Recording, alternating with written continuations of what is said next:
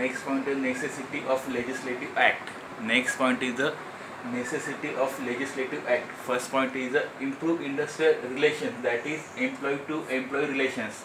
Means first point is the improve industrial relations, that is employee to employee relations. म्हणजे ह्या ॲक्टची actually गरज काय, त्यातला पहिला पॉईंट आहे इम्प्रूव्ह द इंडस्ट्रियल रिलेशन्स. त्याच्यामध्ये आहे that is employ to employ relations. म्हणजे एम्प्लॉय टू एम्प्लॉय जे असतात ना रिलेशन्स, ते काय होतात, बिल्डअप होतात, प्रॉपर होतात, परफेक्ट होतात. ठीक आहे.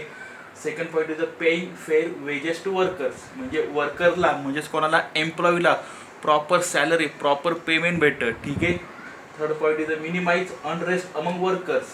ओके. म्हणजे मिनिमाइज अनरेस्ट अमंग वर्कर म्हणजे थोडक्यात काय की वर्करच्या रिलेटेड जे काय इश्यू असेल, जे काय प्रॉब्लेम असेल, ते सॉल्व्ह होतात, कमी होतात. Okay. Fourth point is the get compensation to workers victim of accidents. Okay.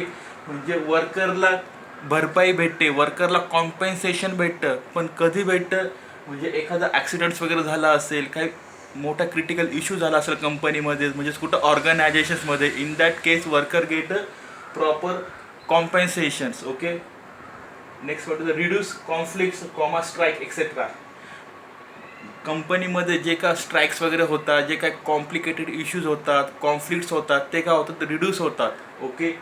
Next होतं जॉब सिक्युरिटी फॉर वर्कर. वर्करच्या रिलेटेड जॉब सिक्युरिटी ही कशी होते, हाय होते. ओके.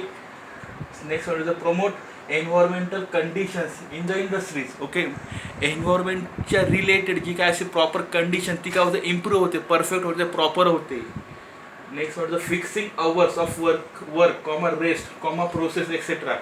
म्हणजे वर्कच्या रिलेटेड, कामाच्या रिलेटेड फिक्सिंग अवर्स, म्हणजे काम किती वेळ केलं पाहिजे याचे अवर्स फिक्स होतात. ठीक आहे. त्याच्यानंतर त्या कामांमध्ये किती वेळ तुम्ही रेस्ट करणं गरजेचं आहे, हे अवर्स फिक्स होतात.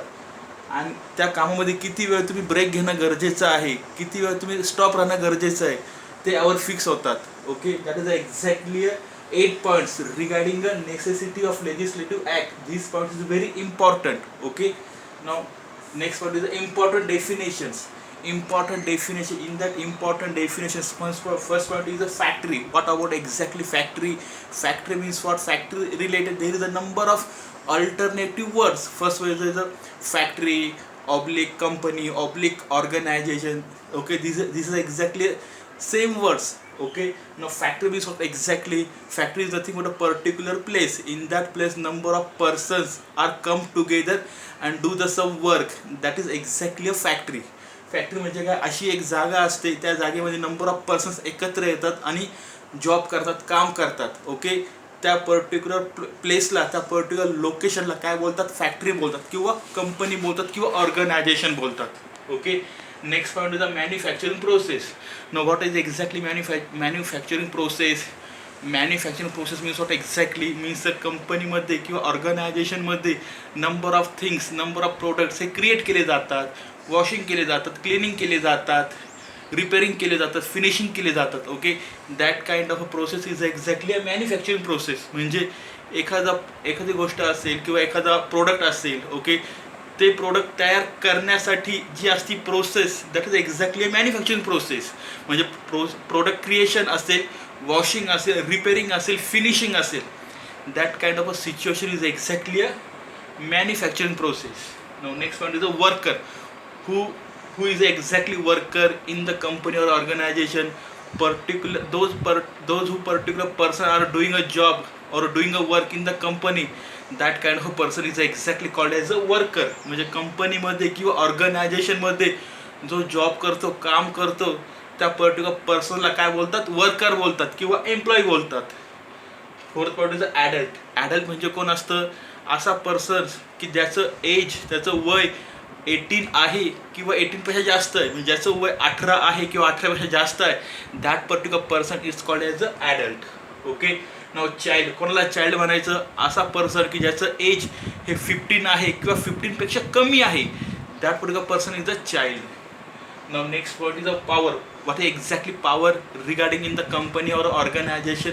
Power is nothing but just like electrical regarding power. Okay. Electrical regarding energy. That particular electrical regarding energy generated by a mechanically. म्हणजे अशी पॉवर, अशी एनर्जी की ती जनरेट करतं mechanically. Okay, म्हणजे electrical regarding power. Okay. Now last point is occupier. Occupier means what exactly? Occupier is a particular person. That particular persons are very much important in the organization. That particular person just solve the number of issues, number of affairs, number of problems in the company or in the organization. That particular person is called as an occupier. Okay, I hope all of you understand. These are very important points regarding necessity of legislative acts and important definitions. If you have any query, any doubt, please ask me by message or call.